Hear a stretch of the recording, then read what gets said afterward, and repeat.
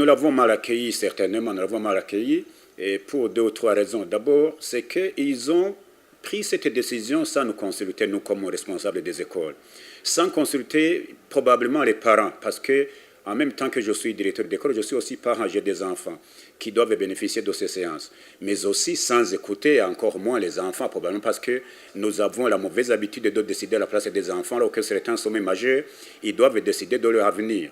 C'est ce que nous leur apprenons. Alors, quand nous leur apprenons une chose et que nous faisons le contraire, c'est quand même un peu malheureux.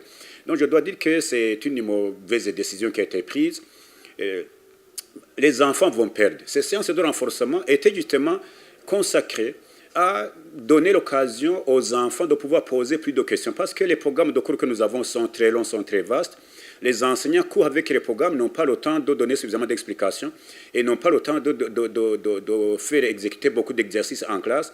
Alors c'est l'occasion de donner aux enfants de pouvoir poser des questions sur des matières qu'ils n'ont pas comprises, mais aussi de faire plus d'exercices pour qu'ils puissent comprendre la matière et en même temps pour rehausser les résultats. Alors si l'on supprime cela, c'est-à-dire que les enfants sont laissés à eux-mêmes, ils sont sacrifiés et les résultats vont certainement en pâtir. Mais je dois aussi dire que cette décision, il faudrait que le ministère se mette à l'écoute des partenaires que nous sommes comme directeurs d'école, mais aussi les partenaires que sont les parents, et pour voir si cette initiative vient des parents qui voient qu'il faut effectivement renforcer les acquis des enfants.